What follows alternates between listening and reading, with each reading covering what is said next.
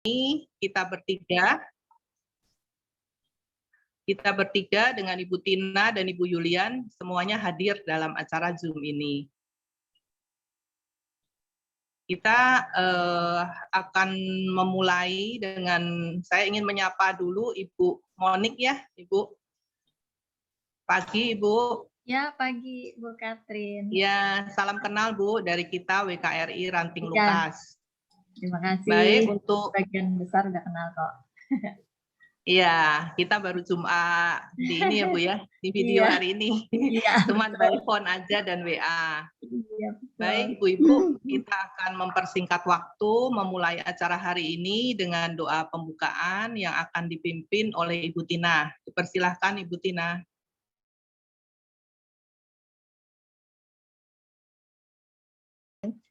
Mari Ibu-Ibu, kita awali acara ini dengan doa pembukaan.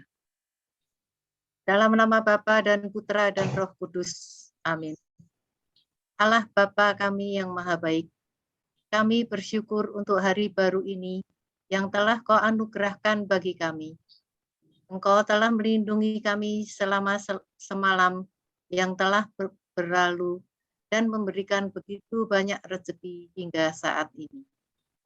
Terima kasih bahwa saat ini kami dapat berkumpul kembali pada pertemuan bulanan Wanita Katolik Ranting Lukas lewat media online untuk mendengarkan pengarahan tentang ekoenzim yang akan dibawakan oleh Ibu Monik. Curahkanlah Roh Kudus-Mu agar acara ini dapat berjalan dengan baik dan lancar, sehingga apa yang disampaikan oleh Ibu Monik dapat membuka wawasan kami untuk lebih peduli dan menjaga lingkungan hidup. Doa ini kami sampaikan kepadamu dengan pengantaraan Yesus Kristus Tuhan dan pengantara kami, yang hidup bersama Dikau dalam persatuan dengan Roh Kudus, Allah sepanjang segala masa. Kemuliaan kepada Bapa dan Putra dan Roh Kudus, seperti pada permulaan, sekarang, selalu, dan sepanjang segala abad. Santa Ana, doakanlah kami. Amin. Dalam nama Bapa dan Putra dan Roh Kudus. Amin. Amin. Ya, terima kasih Ibu Tina. Untuk selanjutnya kita akan menyanyikan lagu himne WKRI yang akan dipimpin oleh Ibu Linda. Persilahkan.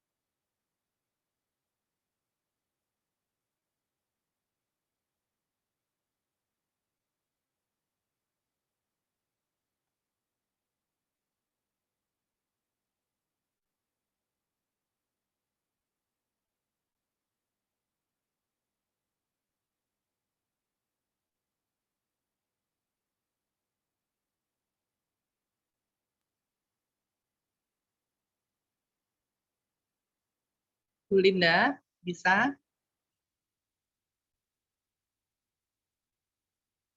Saya bantu ya. Iya, silakan Ibu.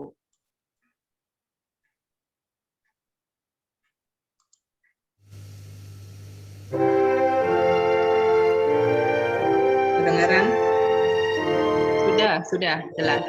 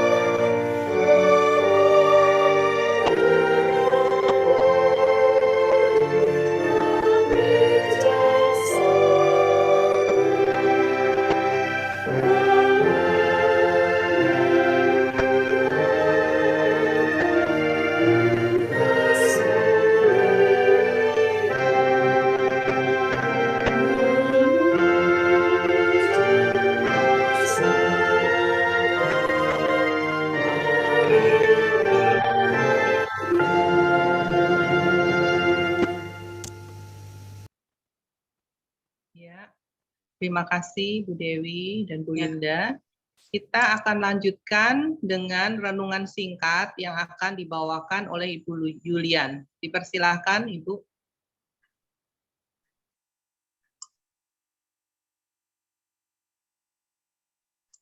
Di-unmute dulu Bu Yulian. Di-unmute dulu.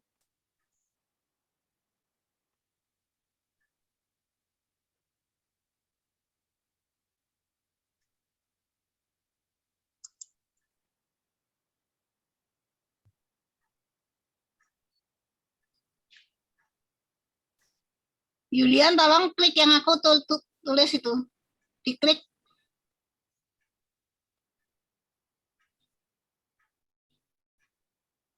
Klik unmute.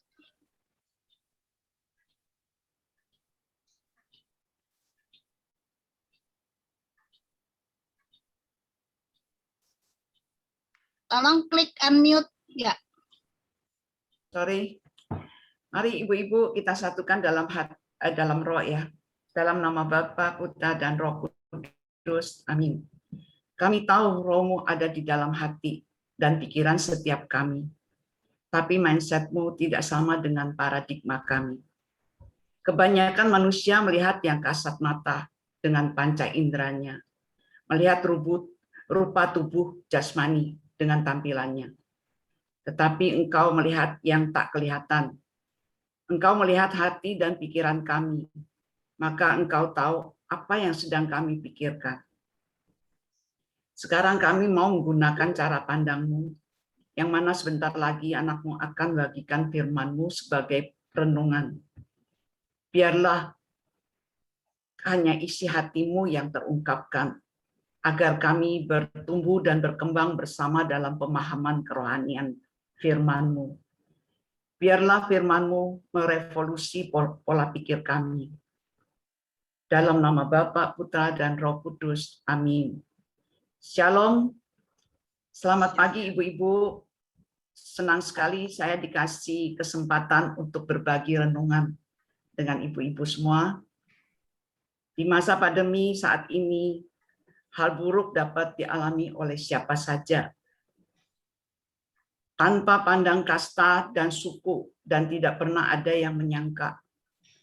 Kadang hal tersebut dapat mengguncang iman seseorang. Ya, mulai dari kehilangan suami, istri, anak, adik, kakak, orang tua, pembantu. Mereka semua orang-orang yang kita sayangi, yang kita cintai, kita sayangi. Atau kehilangan pekerjaan, bahkan kehilangan bisnisnya. Sesuatu yang di luar kendali manusia, yang membuat kita kadang bisa bertanya, di manakah Tuhan? Bahkan dapat membuat orang-orang marah sama Tuhan. Sebenarnya marah merupakan reaksi alamiah. Ketika melihat sesuatu keadaan yang tidak sesuai dengan apa yang kita harapkan. Tetapi amarah manusia tidak mengerjakan kebenaran di hadapan Allah. Yakobus 1 ayat 20. Janganlah bimbang, Roh Allah yang setia tetap selalu di dalam hati dan pikiran kita. Sekalipun tak seorang pun bersama kita. Janganlah takut dengan apa yang dapat membunuh tubuhmu. Tapi tak ada satu pun orang yang dapat membunuh rohmu. Tapi tak ada satu pun orang yang dapat membunuh rohmu. Rohmu tak akan pernah mati. Rohmu tetap hidup kekal bersama-sama dengan Allah Sang Pencipta. Di saat situasi pandemi ini kita hadapi, kuatkanlah iman kita, berserahlah kepada Tuhan, mintalah hikmat dari Allah, dan jangan bimbang. Sebab orang yang bimbang sama dengan gelombang laut yang diombang-ambingkan kian kemari oleh angin. Situasi di masa pandemi ini membuat orang takut, cemas, gelisah, itu wajar. Tetapi jangan sampai paranoid menjadi membunuh. Bukan si corona itu yang membunuh kita ya. Sebab Allah tidak memberikan kepada kita roh ketakutan, melainkan roh kekuatan, kasih, dan penguasaan diri. Roh ketakutan dan kegelisahan tidak berasal dari Allah. Timotius 1 ayat 7. Penjelasan ayat Timotius ayat 1 Timotius 1 ayat 7. Konteksnya, roh ketakutan itu takut menginjil karena ada penganiayaan. Oleh karena itu, Paulus menulis surat buat Timotius untuk menguatkan dan mengingatkan akan panggilan dalam pelayanannya. Saya kutip kalimat ayat tersebut untuk digunakan secara universal untuk mengatasi rasa takut kita pada masa pandemi ini. Tetapi yang normatif tetap harus dipatuhi. Sebagai kewajiban dan tanggung jawab, terapkan prokes dan jalani pola hidup sehat. Perbarui pola pikir kita dari hari ke hari. Biarlah Roh Kudus yang merotasinya. Pesan moral hendaknya kita dapat mengendalikan diri. Yakobus 3 ayat 14 dan 16. Jika kamu menaruh perasaan iri hati dan kamu mementingkan diri sendiri, egois, janganlah kamu memegahkan diri sombong. Ya, janganlah kamu memegahkan diri itu sombong, dan janganlah berdusta melawan kebenaran. Sebab di mana ada iri hati dan mementingkan diri sendiri, di situ ada kekacauan dan segala perbuatan jahat. Pesan saya, takut sih boleh ya, tapi jangan ketakutan. Kekhawatiran kemarin jangan dibawa ke hari ini. Kekhawatiran hari esok jangan dihadirkan hari ini juga. Karena hari esok tak akan ada yang tahu. Yang hanya akan mencuri kebahagiaan hari ini. Jangan khawatir akan sesuatu yang kita tidak tahu. Ayat yang menguatkan 1 Petrus 5 ayat 7. Serahkanlah segala kekhawatiranmu kepadanya, sebab ia memelihara kamu. Hendaklah sehati sepikir dalam Tuhan. Filipi 4 ayat 6 sampai 7. Janganlah hendaknya kamu khawatir tentang apapun juga, tetapi nyatakanlah dalam segala hal keinginanmu kepada Allah dalam doa dan permohonan dengan ucapan syukur. Damai sejahtera Allah yang melampaui segala akal akan memelihara hati dan pikiranmu dalam Kristus Yesus. Maka Allah sumber damai sejahtera akan menyertai kamu. Tuhan memberkati, Tuhan mencintai kita semua. Amin. Saya kembalikan kepada Bu Catherine. Ya, baik Ibu Yulian, terima kasih renungan singkatnya yang sungguh menguatkan kita. Saya juga ingin mengajak ibu-ibu semua untuk tidak putus dalam doa. Karena dengan doa kita percaya apabila doa kita dikabulkan, artinya kita bisa memperkuat iman kita, menambah iman kita. Apabila doa kita belum dijawab oleh Tuhan, mungkin kita perlu belajar lebih sabar. Dan apabila doa kita mungkin pada saat ini belum dikabulkan, kita percaya bahwa Tuhan saat ini merencanakan sesuatu yang lebih baik untuk kita semua. Baik ibu-ibu, kita akan lanjutkan acara hari ini dengan puncaknya Ibu Monica sebagai narasumber kita dari Seksi Lingkungan Hidup Paroki MKK yang akan membawakan dengan tema hari ini pengenalan dengan sejuta manfaat ekoenzim. Mungkin ibu-ibu dari WKRI ada yang sebagian sudah pernah baca atau mendengar atau melakukan mungkin, tapi ada baiknya kita langsung dengar dari narasumber langsung Ibu Monik yang lebih pakar dalam hal ini. Terima kasih, saya persilahkan kepada Ibu Monik untuk menyampaikan pembelajarannya. Terima kasih. Selamat pagi Ibu-ibu. TK Lukas semuanya. Luar biasa ya pagi ini sehat.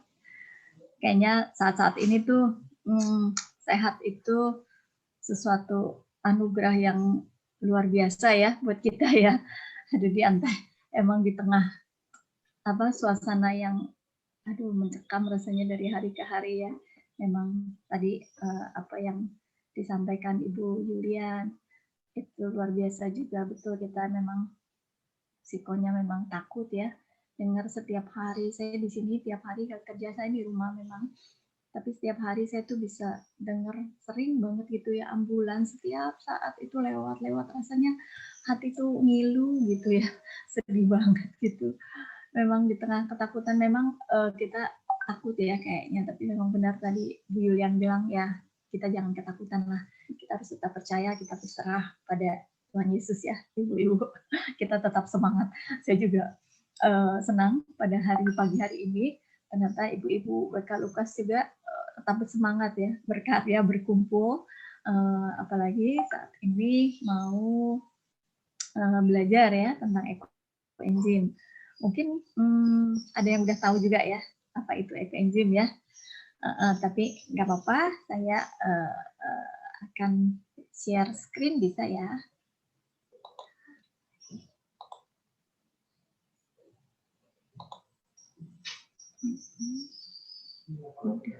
Udah kelihatan Ibu? Sudah. Sudah ya. Oke.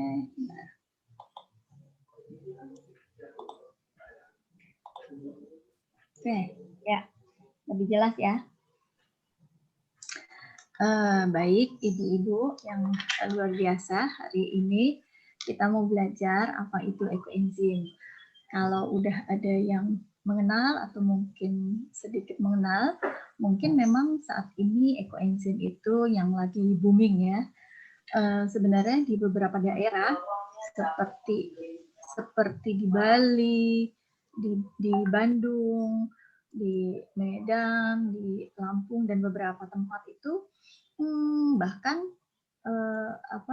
pemerintah daerahnya itu sudah menggunakan ekoenzim sebagai pengganti desinfektan ya, karena ini kan bagus sekali, alami, sehingga tidak berbahaya untuk kita manusia, bahkan baik untuk menyegarkan udara. Mereka udah berkala nyemprotin. Dan mungkin perlu ibu juga tahu bahwa kita di gereja MKK juga sudah sejak pertengahan bulan kemarin sudah menyemprotkan ekoenzim setiap hari di gereja.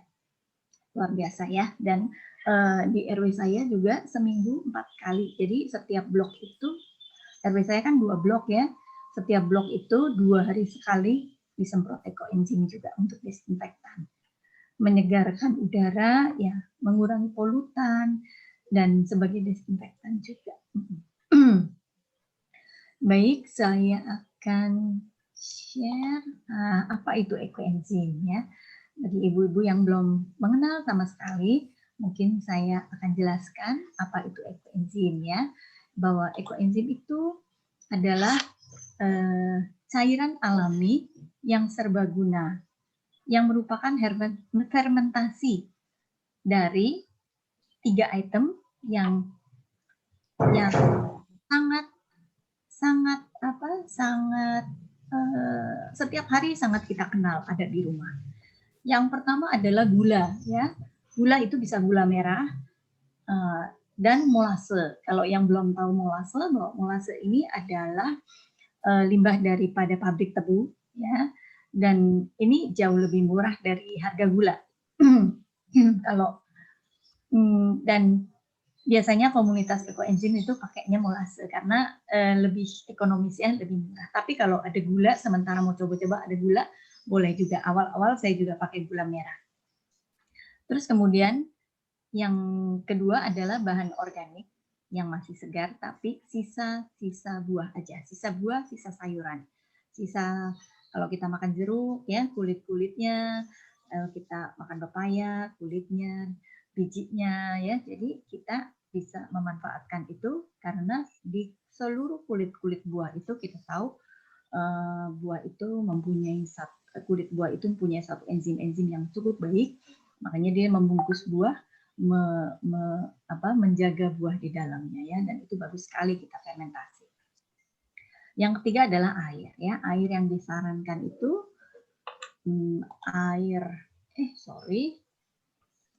Ya. Air yang disarankan itu adalah air keran, air hujan, air buangan AC. Tapi kalau air pump itu kan mengandung kaporit, jadi boleh, bukannya nggak boleh, tapi diendapkan dulu biasanya 24 jam. Nah, simple ya, hanya gula, sisa-sisa bahan organik kita di rumah, sisa-sisa sayur, sisa buah, apalagi saat ini ya, kita pasti banyak sekali mengkonsumsi buah sayur ya, supaya kita sehat kan. Nah, bagus sekali kalau kita bisa bikin untuk ekoenzim. Dan air ya, air kan ada setiap saat. Nah, siapakah sebenarnya penemu ekoenzim ya, supaya ibu-ibu juga tahu bahwa ekoenzim ini dikembangkan oleh Dr. Sukon Pompanpong. Dia adalah pendiri Asosiasi Pertanian Organik di Thailand yang melakukan penelitian sejak tahun 1980-an. Berarti sudah 40 tahun dia itu membuat ekoenzim dan melakukan penelitian tentang ekoenzim. Dan luar biasanya Dr. Rosukon ini dia sebagai penemu ekoenzim yang sebenarnya luar biasa sekali. Itu dia tidak mematenkan ya apa penemuannya itu, karena dia mau bahwa ekoenzim ini sangat baik, terutama untuk mengurangi pencemaran lingkungan, karena kita itu mengolah seluruh sampah-sampah organik kita, dan ternyata manfaatnya itu juga luar biasa buat pemakaian kita sehari-hari di rumah. Itu hanya luar biasa. Dia tidak mengajukan paten untuk penemuannya itu. Makanya dia mengharapkan bahwa kita yang membuat ekoenzim juga punya tujuan sama yang mulia seperti dia, yaitu bisa berbagi ilmunya, mengajak sama-sama semua orang untuk membuat ekoenzim, mengelola sampah di rumah supaya tidak mencemari lingkungan, dan kita pun diberikan manfaat yang luar biasa. Nanti kita akan lihat ya di slide-slide belakang manfaatnya. Nah, kemudian ekoenzim ini diperkenalkan secara lebih luas oleh Dr. Joen Un, yaitu seorang peneliti naturopati dari Penang, Malaysia. Dan dari beliau inilah kita bisa mengenal ekoenzim di Indonesia. Yang sampai saat ini komunitas ekoenzim itu masih banyak sekali. Saat-saat ini terutama dia masih memberikan ya berbagai ilmu-ilmunya tentang bagaimana kita hidup secara alami yang membawa kesehatan secara alami juga. Nah, kalau kita tanya mengapa ekoenzim ya, karena kita tahu tadi disebutkan di depan juga ya, ekoenzim dengan sejuta manfaat. Apakah itu? Nah, kenapa kita harus membuat ekoenzim? Alasan pertama, bahwa 70% sampah yang terbuang di TPA adalah sampah organik ya, makanan dari makanan kita. Bahwa sampah organik di TPA itu menimbulkan bau yang tidak sedap di lingkungan, mengurangi tingkat daur ulang plastik, serta memberi resiko terjadinya ledakan TPA. Pembusukan sampah organik juga menghasilkan gas metana. Nah, ini dia. Pembusukan sampah organik, sampah-sampah dari kita, rumah kita semua itu menghasilkan gas metana yang menyebabkan global warming. Ya. Nah, terlebih bahwa sampah yang kita buang dan ditumpuk di TPA itu ternyata bisa menjadi sebuah bencana. Ya, contohnya itu yang di gambar bawah itu pernah terjadi ledakan di TPA Lewi Gajah di Bandung. TPA ya, sejenis kayak Bantar Gebang, tapi ini yang di daerah Jawa Barat di Bandung.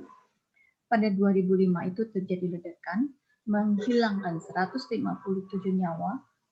Karena apa? Karena itu meledak dan longsor ya, longsor begitu dahsyat sehingga menimbun 137 rumah itu hancur, 2 desa hancur, dan 8,4 hektar lahan pertanian juga hancur.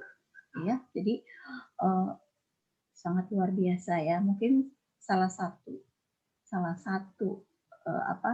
sampah-sampah yang menjadi bencana itu mungkin salah satunya bisa dari kita, saudara kita ya, karena itu pasti kumpulan daripada sampah kita di rumah ya. Nah, ini dia bencana yang saat 2005 itu terjadi di Lewi Gajah di Bandung. Nah,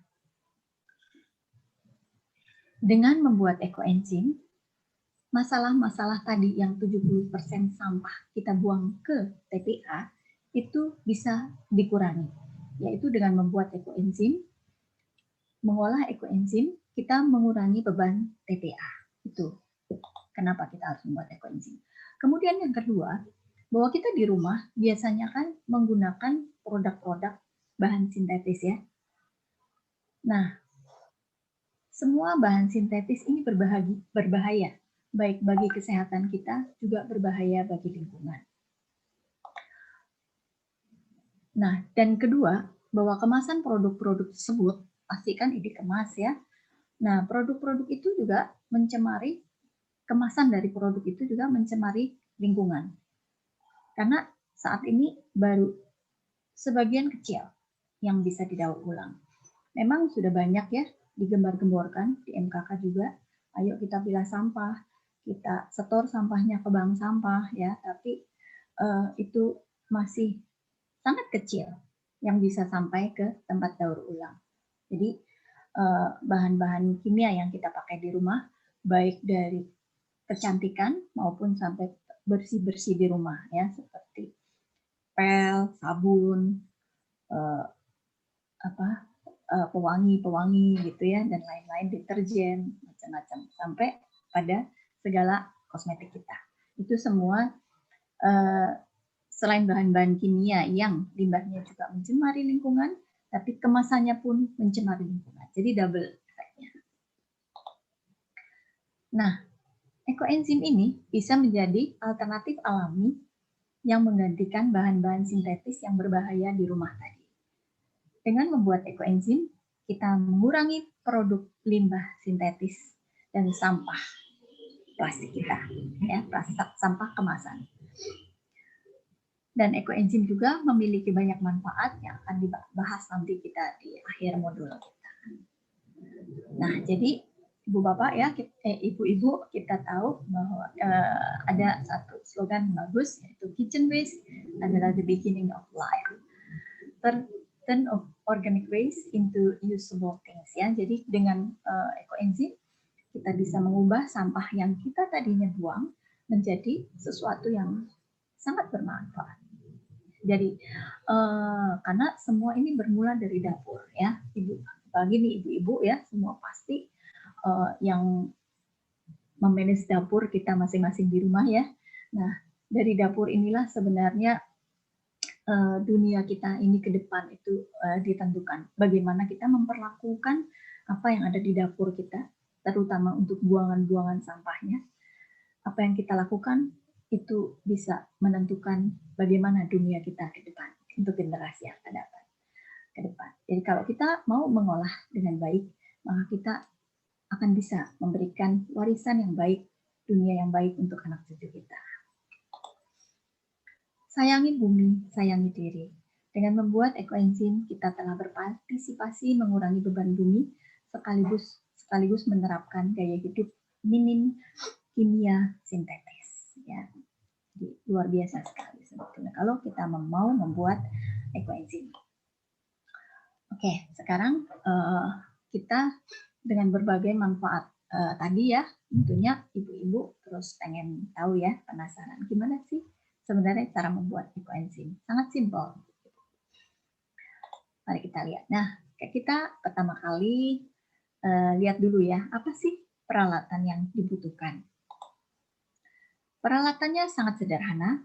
Kita boleh cari wadah-wadah yang bisa bertutup kedap, ya. Kemudian gelas ukur, wadahnya itu harus wadah plastik, jangan dari kaca, jangan dari kaleng, tapi dari plastik yang bisa ditutup dengan kedap, ya. Kalau bisa diusahakan cari wadah yang bermulut lebar, tutupnya rapat, ya. Dan ada gelas ukur buat kita mengukur nanti bahan-bahan, perbandingan bahannya. Kemudian perlu timbangan, talenan, pisau, ya. Simpel ya, semua harusnya ada di rumah. Kemudian, nah ini penjelasan wadah ya, wadah yang digunakan secara detail, ini penjelasannya. bahwa wadah logam itu nggak boleh digunakan karena mudah karatan.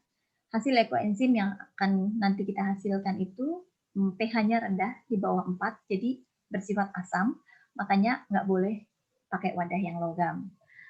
Wadah kaca juga nggak boleh. Kenapa? Karena pada masa proses fermentasi di awal-awal, terutama 1 minggu pertama, fermentasi ini menimbulkan banyak gas, ya. Jadi kalau kita mungkin terlambat membuka tutupnya, dia terlalu banyak udara gas yang di dalamnya, takutnya itu pecah, ya.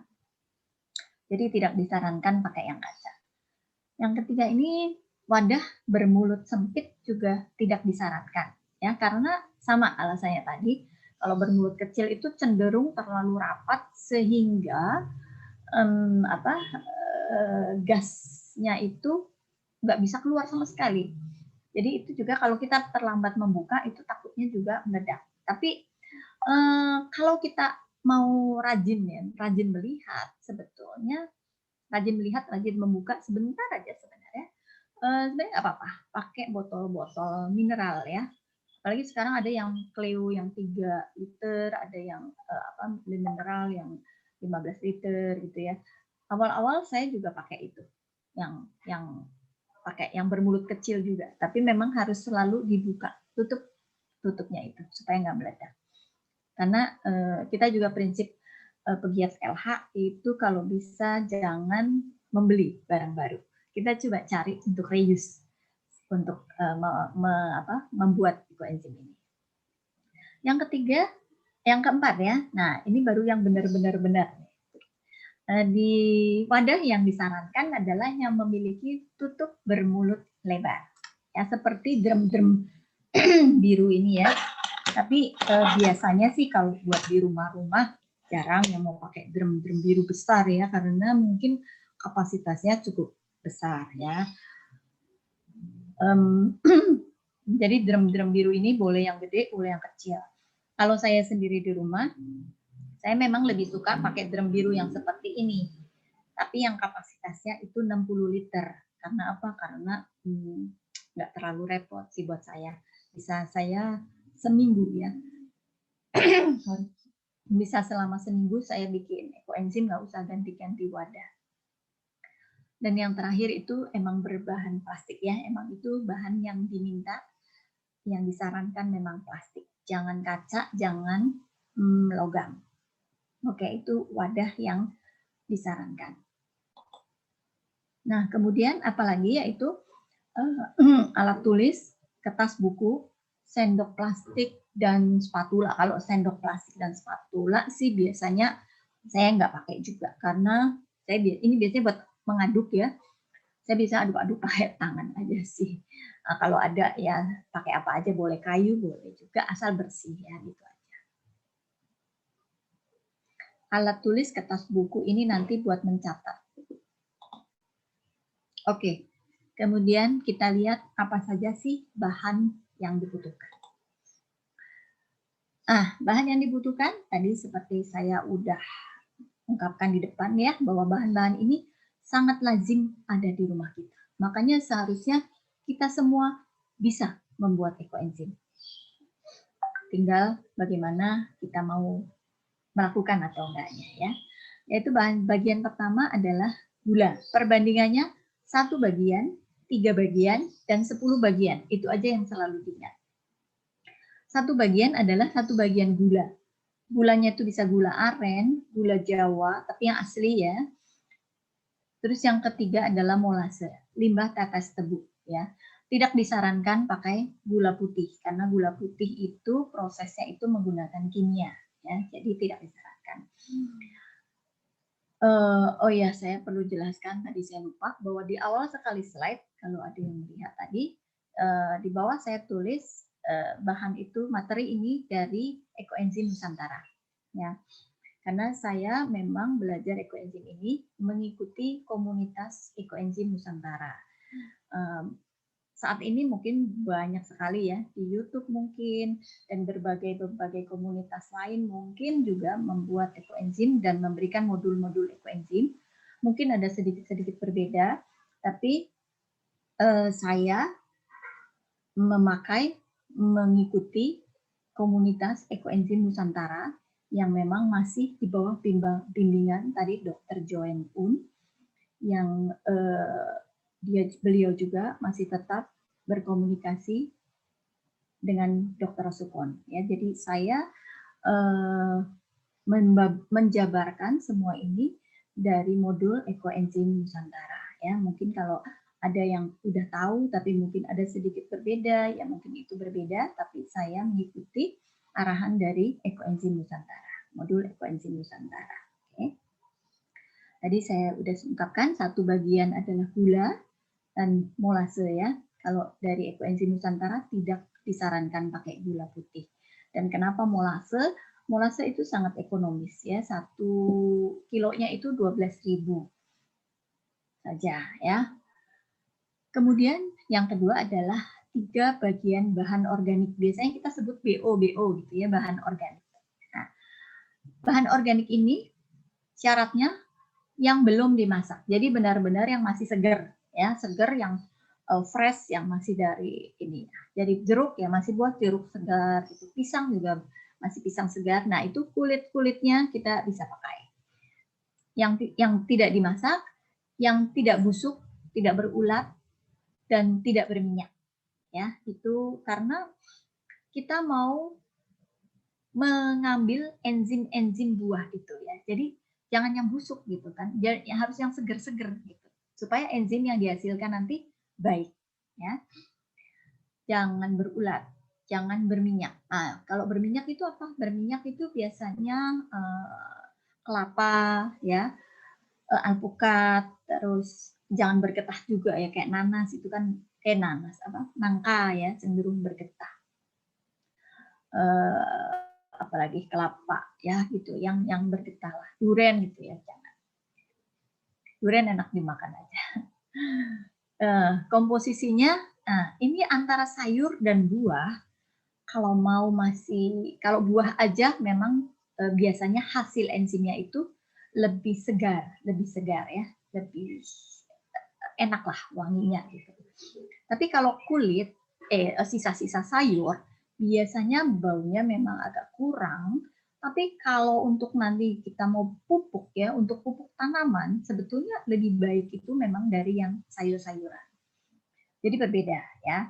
Tapi nggak apa-apa kalau misalnya kita mau pakai untuk keperluan di rumah, 70% kulit buah itu masih oke. 30% sisa-sisa sayur. Saya juga biasanya kalau pagi saya kupas wortel, sisa-sisa sayur, masak gitu ya, saya masih pakai. Tapi saya biasanya kan memang lebih banyak buah. Apalagi tetangga-tetangga saya udah tahu saya itu bikin ekoenzim, mereka suka setor kulit-kulit buah ke saya. Jadi pasti cenderung lebih banyak kulit buah. Dan buah ini disarankan minimal 5 jenis. Jadi jangan 1 jenis karena masing-masing buah itu punya enzim yang berbeda-beda. Jadi semakin banyak enzim, semakin banyak jenis buah, jenis macam bahan organik yang kita pakai, itu akan menghasilkan enzim yang lebih baik karena enzimnya lebih bervariasi. Variasinya lebih banyak. Oke, itu tentang bahan organik. Yang ketiga adalah air. Air udah pasti ada ya kita di rumah. Boleh air sumur, air hujan, air buangan AC. Air isi ulang boleh, tapi kan mahal ya. Ya kita yang ekonomis aja lah. Isi ulang dari pump boleh minimal diendapkan 24 jam supaya kita saring, kita pakai yang bagian atas ya supaya nggak ada kaporitnya. Air galon juga, apalagi air galon ya boleh, itu bagus banget. Ya tapi ya nggak perlu gitu ya, karena air sumur pun cukup. Air hujan juga boleh, tapi jangan yang air hujan yang nampung dari atap ya, karena itu kan kotor. Jadi air hujan yang benar-benar nampung dari langit gitu ya. Oke, itu tentang air. Bahwa airnya itu adalah 10 bagian dan semua itu dalam kilo, bukan dalam liter. Air, kenapa kita kadang sebut air 10 liter sama dengan air 10 kilo? Karena berat jenis air 1 ya. Ingat ya dulu waktu zaman sekolah kan kita tahu berat jenis air itu adalah 1. Jadi kalau air itu kita bisa timbang dalam literan karena 1 liter air pasti 1 kilo air. Nah, tapi kalau bagian gula dan bahan organik kita nggak bisa pakai liter atau gimana ya, volume, bukan volume, tapi kilo ya. Apalagi molase. Kalau kita molase kan itu cair ya. Cair itu meskipun cair kita nggak bisa timbang dengan literan. Pakai gelas ukur itu nggak bisa. Tapi kita harus timbang berapa kilo, berapa gram. Gitu. Jadi nggak boleh dalam liter selain air ya, bagian airnya. Oke. Kemudian, nah ini ada sedikit tips memilih gula ya. Kalau gula pasir itu udah pasti nggak boleh. Tapi kita melihat bagaimana kualitas gula ya. Kalau untuk kualitas dan jumlah yang sama, harga molase jauh lebih murah dari gula merah. Karena molase itu tadi saya udah sebutkan 12.000 per kilo. Kalau gula mungkin di atas 20.000 ya. 2 kali lipat pasti lebih. Nah, tapi kalau emang mau pakai gula merah, hati-hati juga terhadap gula merah yang palsu di pasaran. Yang terbuat dari limbah kecap, gula pasir, dan ada bahan kimianya. Ya, jadi jangan sampai dapat yang palsu, pasti takutnya ada bahan kimianya di situ ya. Bisa pakai molase, bisa pakai gula merah tebu, bisa pakai gula aren, gula kelapa, gula lontar, itu semua boleh dipakai. Cuman kita saran biasanya pakai molase ya, karena ekonomis gitu aja. Kemudian, nah ini tadi kategori sayur dan buah.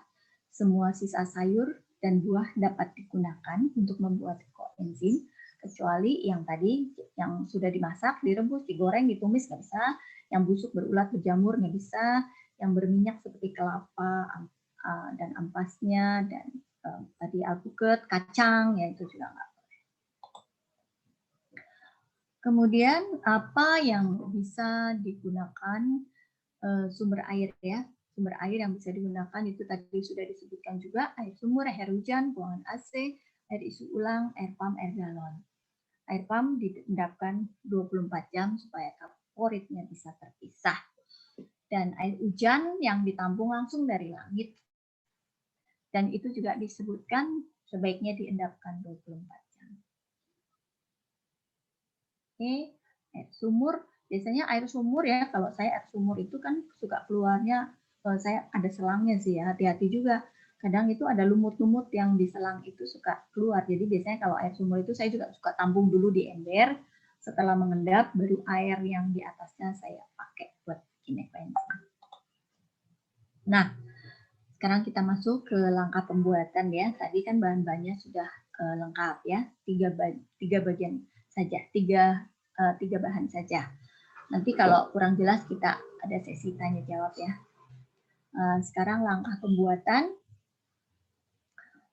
jumlah yang disarankan. Nah, kalau kita punya wadah, jumlah volume air ya, yang menentukan pertama kali adalah volume air.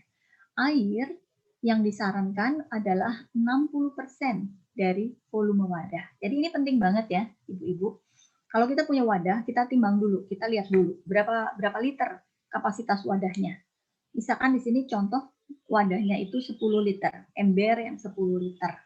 Jadi volume air yang menentukan pertama kali adalah volume air. Air itu kan 10 bagian ya tadi ya. Oh, enggak, maksud saya volume air adalah 60%. 60% dari volume wadah. Jadi kalau tadi wadahnya 10 liter, berarti airnya maksimal adalah 60% dari 10 liter kan 6 liter ya. 6 liter. Nah, 6 liter itu kan tadi kalau lihat bagiannya 1, 3, 10, air adalah yang bagiannya 10 bagian. Jadi satu bagian itu adalah 6 liter dibagi 10. 600 gram ya. Jadi gula yang satu bagian itu adalah 600 gram. Sorry, bentar.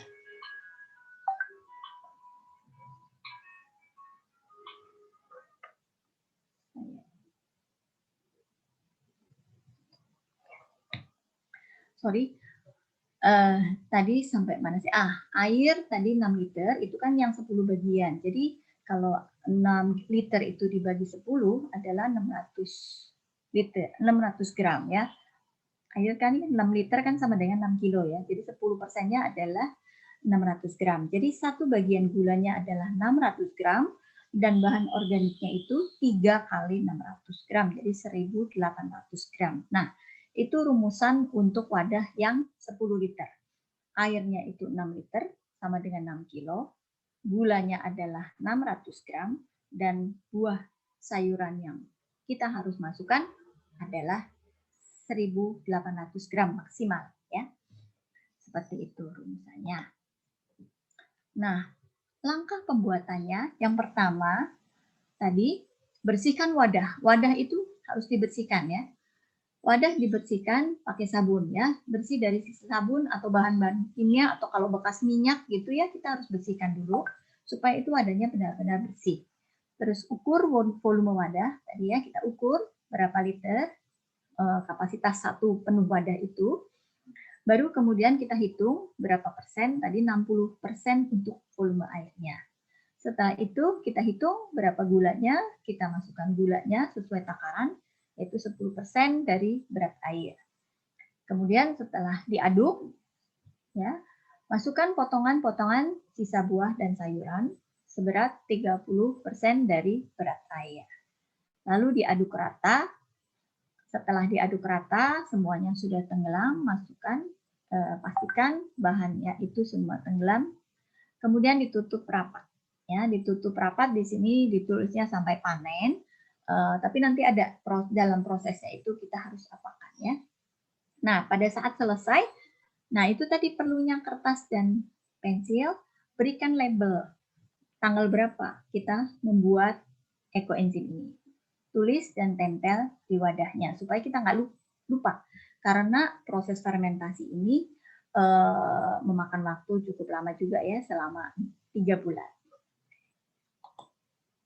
Nah, ini kita lihat cara-cara pembuatannya dengan wadah yang sebenarnya ya, yang dibuat. Itu tadi airnya ditimbang, kemudian airnya dimasukkan ke dalam wadah ya. Kemudian kita menimbang gula molasenya. Kemudian ini molasenya itu kita campurkan ke dalam airnya ya, kemudian diaduk. Lalu sebelah kanan itu kita menimbang bahan-bahannya, itu kita bisa lihat ya berbagai macam bahan. Ada sayur, ada buah, kita boleh campur semuanya jadi satu, asal semuanya itu yang masih segar ya, masih segar semuanya. Nah kemudian semuanya itu kita masukkan ke dalam tempat tadi yang kita udah campur ya, air dengan molasenya. Nah, kita masukkan, terus kita celup-celup, semuanya direndam. Nah, kemudian yang paling kanan kita lihat, itu kita tulis ya, tanggalnya berapa kita memulai fermentasi ini, enzim. Oke, nah, Ibu Bapak, kalau tadi ini timbangan ini kan udah kita mau bikin itu sekaligus jadi. Tapi kalau tadi saya bilang bahwa saya di rumah pakai wadah yang 60 liter ya, 60 liter. Nah, 60 liter itu kalau saya biasanya isi air 40 liter, molasenya itu 4 kilo, dan bahan organik saya itu harus 12 kilo. Nah, nggak mungkin dong saya di rumah sekali, nah saya bukan catering ya, nggak mungkin dalam sehari saya bisa penuh 12 kilo. Nah, bagaimana caranya? Nah, ini dia. Ekoenzim membuat ekoenzim itu bisa dicicil bahan organiknya. Tapi yang dicicil sebaiknya itu bahan organiknya. Jadi air dan molasenya, yang tadi kalau saya pakai drum yang 60 liter, saya udah masukin dulu airnya itu 40 liter. Memang lebih banyak ya. Kalau 60 liter harusnya 60%-nya tuh 36 liter ya, tapi karena mulut besar, biasanya saya berani lebihin. Jadi hampir 70% ya. Saya 40 liter masukin, nggak apa-apa. Saya udah lakukan itu nggak apa-apa. Nah, 40 liter air, bahannya itu kita cicil. Tapi air dan molase yang 4 kilo itu, saya udah masukin duluan jadi satu, diaduk, sudah coklat, udah bagus, nggak apa-apa. Saya cicil setiap hari. Nah, masukkan sisa sayuran dan buah sedikit demi sedikit. Biasanya saya setiap hari itu punya bahan organik itu sekitar 1 kilo, ya, sekitar 1 kilo.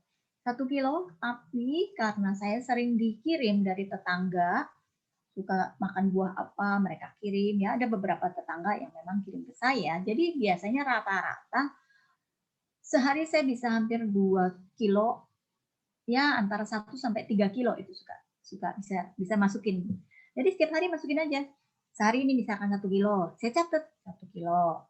Besoknya saya dapat 2 kilo, saya masukin lagi, saya catat lagi 1 plus 2 itu sama dengan 3 kilo ya. Besoknya saya masukin lagi, oh hari ini dapat 2 kilo lagi, masukin lagi, catat lagi. Jadi berapa? Oh udah 5 kilo. Besoknya masukin lagi 3 kilo, udah 8 kilo, sampai beberapa hari sampai penuh dapat 12 kilo. Nah, kalau udah 12 kilo, barulah dicatat. Itulah tanggal memulai fermentasi. Itu setelah BO-nya itu lengkap sesuai rumusannya. Jadi setelah 12 kilo, baru saya tutup dan saya tulis mulai tanggal berapa fermentasi saya. Ya. Nah, itu kalau kita punya wadah yang besar dan bahan organiknya itu dicicil. Nah, pada proses fermentasinya setelah kita selesai ya, menaruh semua bahan-bahannya itu, maka itu kita catat, itulah kita sebut awal dimulai fermentasi. Ya, apa yang harus dilakukan? Kita catat, yaitu kalau mau catat itu tadi komposisinya apa aja, tapi saya sekarang udah nggak pernah catat karena saya udah hafal ya berapa komposisinya. Dan kemudian tempelkan kertas tadi ya. Nah, kita perlu mengaduk. Nah ini ya, kita lihat yang gambar sebelah kiri bawah. Pada ada tanggal pembuatan, tanggal panen. Oh, disebutkan tanggal pembuatan, tanggal panen. Oke, tanggal pembuatan itu misalkan ini disebutkan 27 Januari, bahwa panennya itu adalah 3 bulan kemudian, yaitu 27 April. Ya. Nah, dalam prosesnya akan ada proses pengadukan, ya. Hari ke-7. Hari ke-7 kita perlu buka dan diaduk. Itu semua yang kita masukkan itu perlu diaduk. Hari ke-7. Biasanya kalau kita ngaduk itu suka timbul jamur-jamur gitu ya, itu nggak apa-apa.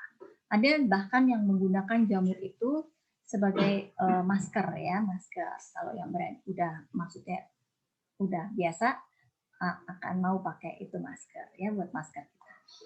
Nah, kemudian hari 1 bulan kemudian, hari ke-30 atau 31 itu dilakukan pengadukan ya, pengadukan lagi. Jadi diaduk 2 kali. Usia 1 minggu dan usia 1 bulan ya. Tapi kalau tadi awal-awal seperti saya juga awal itu pakai yang tutup kecil, itu nggak bisa dibiarin 1 minggu baru dibuka diaduk ya.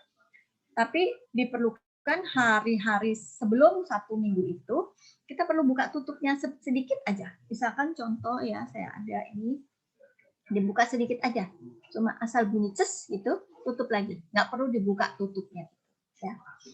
Asal untuk keluarin gas itu setiap hari saya lakukan, dibuka ditutup. Bahkan kadang-kadang sehari saya bisa 2-3 kali. Saya takut itu meledak ya. Jadi kalau saya ketemu pagi, buka sebentar, tutup lagi. Buka sebentar, tutup lagi. Itu aja. Itu dilakukan selama seminggu. Nanti biasanya setelah 1 minggu, setelah diaduk, kalau pakai botol, aduknya biasanya ya udah dibuka, dibuang gasnya, diaduknya dikocok aja gitu supaya semuanya teraduk dan terendam lagi. Nah, setelah seminggu, kita coba perhatikan aja kalau pakai tutup kecil. pada saat kita buka usia seminggu itu, apakah masih gasnya kira-kira banyak? Ya, kalau kita masih merasakan ada gas banyak, besok-besoknya masih tetap kita buka tutup sampai kita merasa bahwa oh gasnya itu kayaknya udah nggak ada lagi, ya, baru kita tutup. Sampai nanti usia 1 bulan kita buka lagi dan kita aduk lagi, ya. Atau kadang-kadang ada yang mensiasati begini. Kalau yang tutupnya kecil tadi, kayak tutup yang ulir begini ya, kalau dibuka begini kan kita nggak boleh ya, karena proses fermentasinya ini kan anaerob, anaerob, tidak menggunakan udara. Jadi jangan dibuka begini, tapi ditutup begini ya, tutup, tapi jangan sampai kenceng banget gitu. Tapi sedikit dilonggarkan, supaya apa? Kalau ada gas, dia masih bisa keluar sedikit, jadi nggak sampai meledak gitu ya. Tapi jangan longgar banget, sedikit aja supaya gasnya bisa meresap keluar sedikit. Nah, itu diantisipasi seperti itu. Tapi nanti setelah 2 minggu kira-kira udah nggak ada gas, ya kita tutup. 1 bulan kan kita perlu buka lagi, dilihat cek gasnya ada nggak, dan kita aduk, ya. Setelah itu kita harus tutup rapat. Itu setelah 1 bulan harus ditutup benar-benar rapat supaya proses pembuatan enzimnya itu berjalan baik, ya. Oke.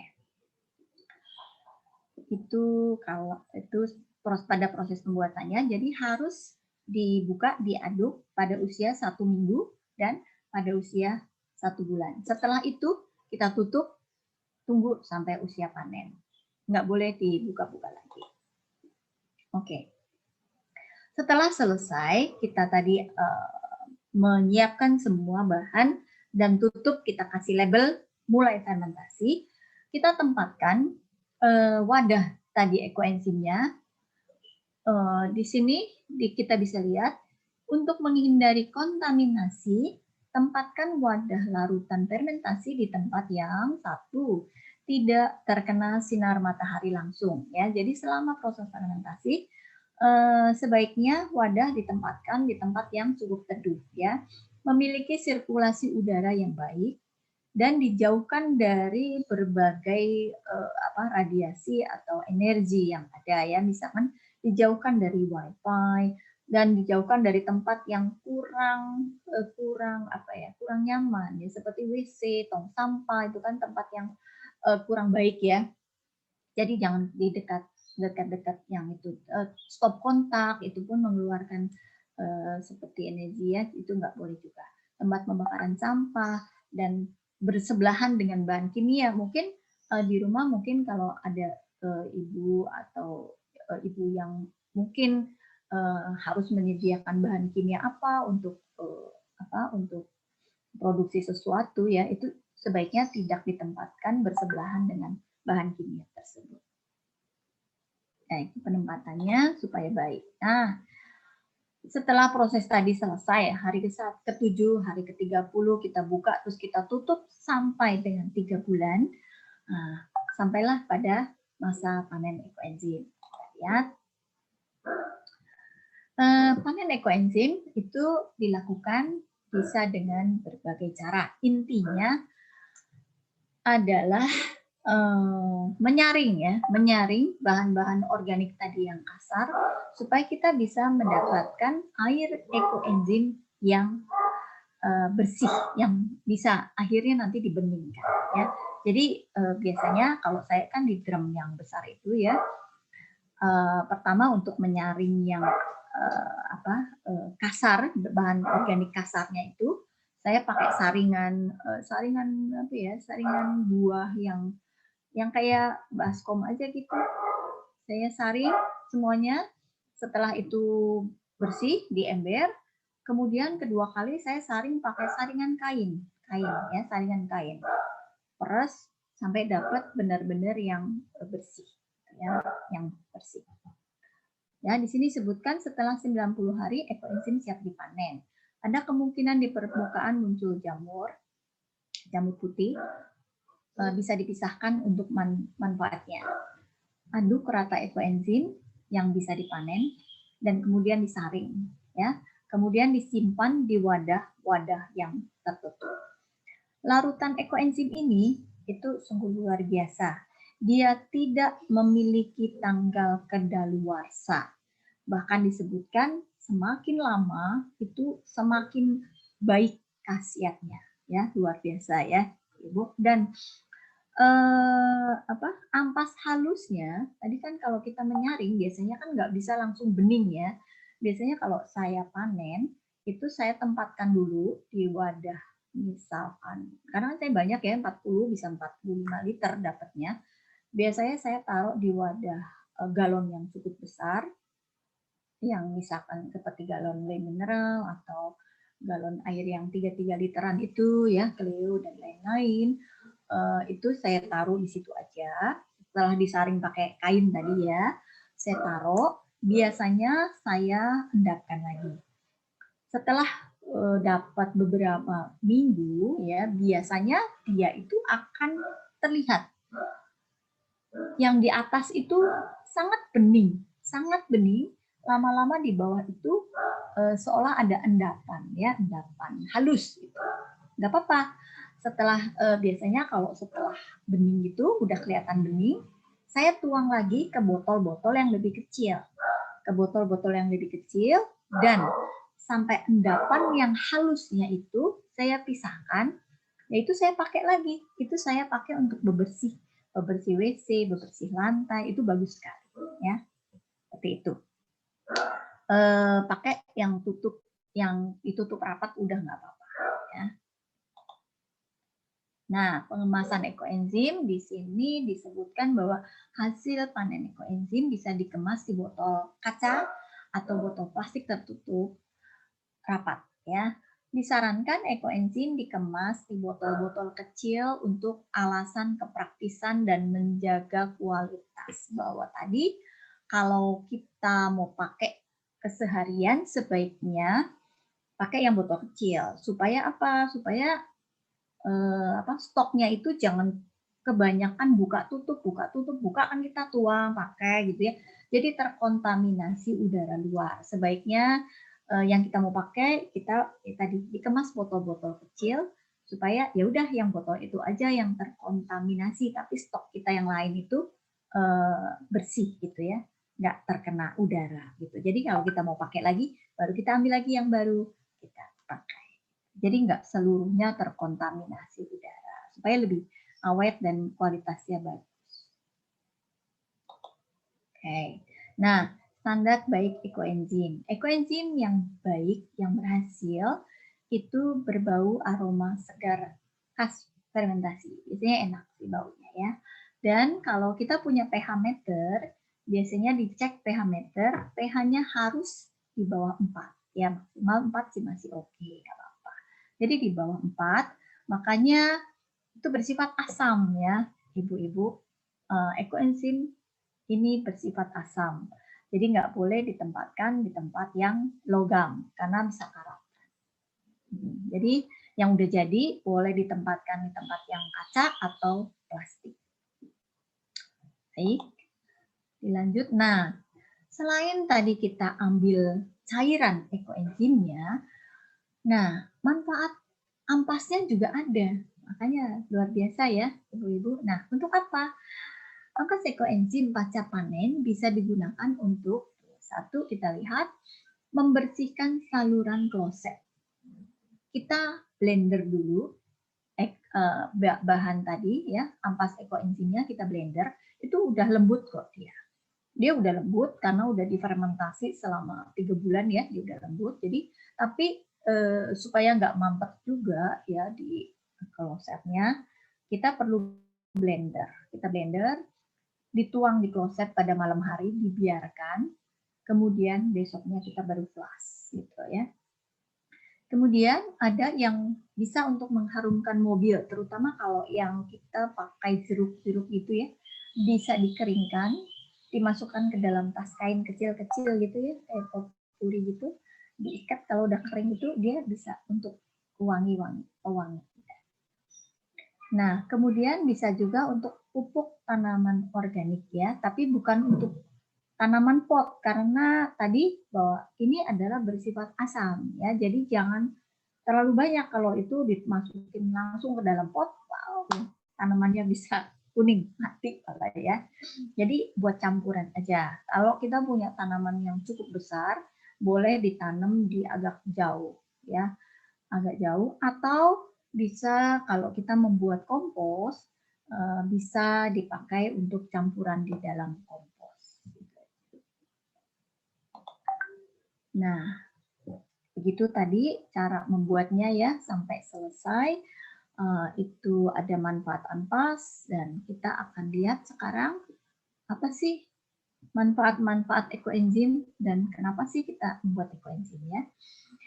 Karena tadi udah disebutkan bahwa manfaatnya sejuta manfaat. Emang banyak sekali manfaatnya, dan yang mungkin saya akan sampaikan nggak sebanyak itu ya. Saya hanya menyampaikan manfaat-manfaat yang memang kita bisa pakai dalam keseharian kita di rumah.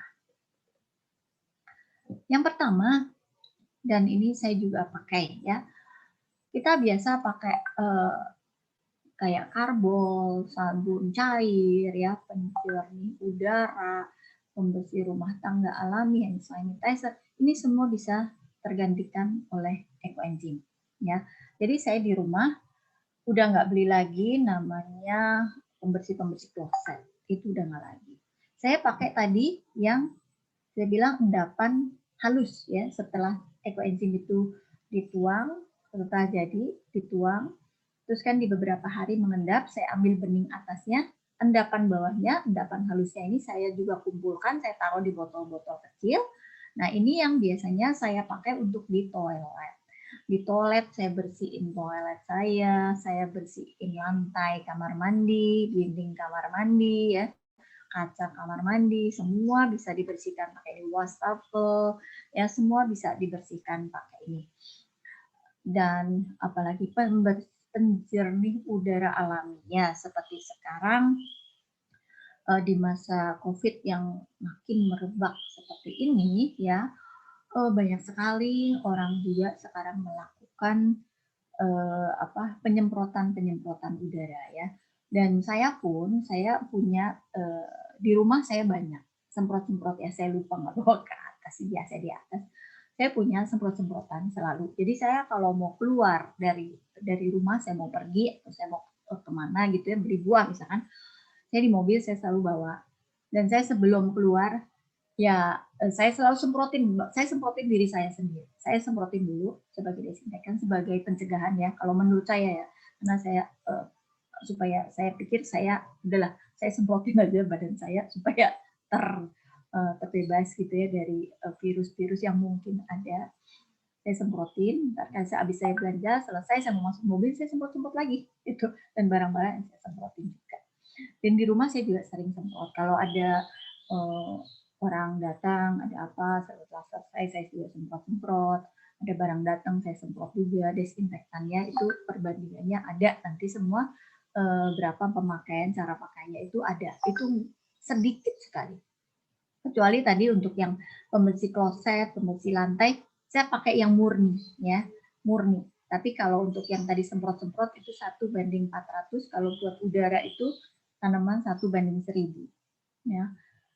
Yang tadi itu karbol dan pembersih alami itu saya udah pakai, saya nggak pernah beli lagi. Sabun cair alami, sabun pun sekarang saya sudah pakai untuk sabun cuci baju, sabun cuci piring ya. Saya nggak pernah beli lagi. Saya pakai dengan campuran, bisa dengan lerak. Lerak itu kan biji ya, biji dari pohon lerak. Itu zaman dulu memang orang sabun pertama kali pakai itu lerak ya, bisa pakai itu lerak. Tapi saya sekarang coba pakai mes. Mes itu aduh singkatan apa, metil apa gitu ya. Itu bisa dibeli di toko kimia, itu bukan kimia murni tapi dia adalah limbah sawit. Jadi kenapa saya pakai itu? Saya pikir saya juga memanfaatkan limbah ya, limbah sawit. Karena produksi sawit di Indonesia itu begitu luar biasa banyak. Dan itu limbahnya sudah pasti ada. Jadi ya udah, saya memanfaatkan limbah itu. Sorry. Dan itu juga masih bisa terdegradasi dengan baik aman gitu ya. Pakai mes, saya bikin ada nanti formulanya cara membuat sabun dari mes itu ada MES ekoenzim ya. Nanti caranya ada. Kalau ada yang pengen boleh nanti kita ini lebih lanjut ya, dikasih tahu lebih lanjut. Sabun, jadi saya sudah nggak bikin lagi, dan sabun mandi pun saya jujur saya udah pakai ekoenzim, saya nggak pakai sabun mandi lagi. Penjernih udara alami ya tadi saya udah bilang, dan kalau kita suka ada humidifier yang suka apa sih keluar udara gitu ya buat ruangan-ruangan, itu juga bagus dikasih dengan perbandingan 1 juga 1:400 juga.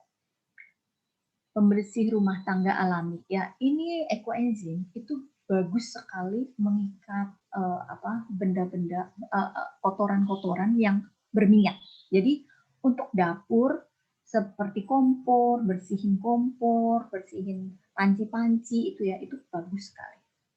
Dan saya punya saudara di luar negeri ya.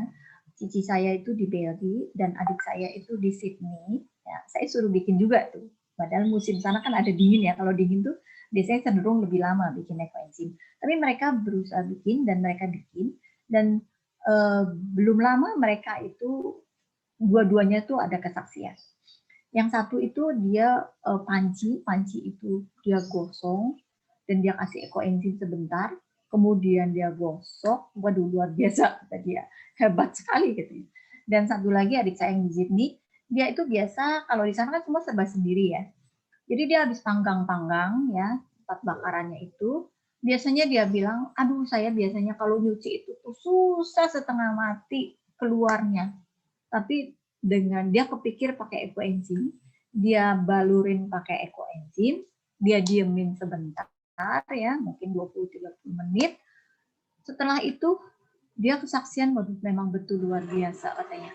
Saya bisa gosok kinclong sampai seperti baru dan nggak perlu maksudnya effort yang besar gitu ya untuk membersihkan itu. Dan mereka cukup senang saya ajarin bikin ekoenzim. Ya, itu buat pembersih itu luar biasa. Dan hand sanitizer alami bisa juga, itu dengan campuran 1:400 ya. Jadi 1:400 itu kan berarti 400 ml air dibanding 1 ml ekoenzim. Luar biasa ya, sedikit sekali. Tapi itu cukup, memang begitu rumusannya. Nah, ini dia tadi. Untuk satu lagi untuk pel lantai. Saya juga pel lantai saya udah nggak beli lagi berbagai pewangi pel. Ya, jadi saya pakai ekoenzim. Jadi sebagai pengganti pewangi itu aja. Misalkan kita pakai 1 ember itu biasanya 1 tutup, ya itu kita sama ekoenzim 1 tutup, sama aja seperti itu.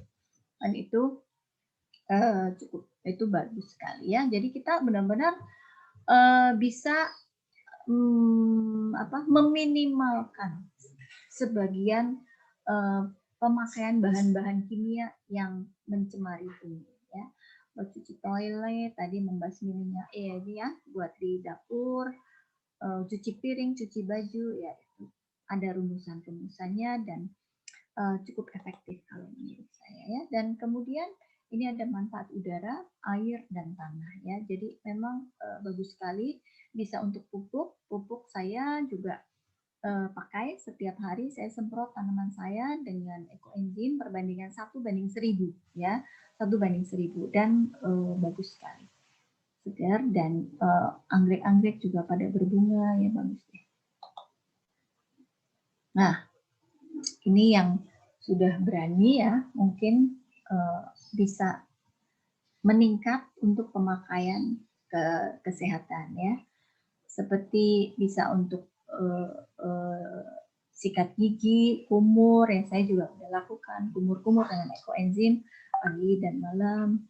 Kemudian untuk mandi ya, terus ini ada untuk pel tadi udah ya, membersihkan udara sebelah kanan udah oke. Terus yang di bawah tengah ini, nah ini kalau kita punya nyimpen beras ya, kalau kita kasih 1 botol ekoenzim, taruh ditutup ya, 1 botol ekoenzim ditutup, terus taruh di tempat berasnya, itu katanya akan bebas mencegah serangga dan kutu. Nah, saya juga lakukan itu ya, makanya berasnya nggak berkutu. Nah, ini yang sebelah kanan bawah itu untuk humidifier ya, yang bisa buat udara, pembersih udara. Jadi bagus sekali juga ya buat sehari-hari kita bisa udara kita menjadi bersih. Nah, ini ada yang untuk detox, jadi untuk rendam kaki, yang di sini kita pakai 30 ml larutan ekoenzim ke dalam air hangat, suhu 38-40, rendam kaki selama 20 menit. Itu biasanya dilakukan malam hari.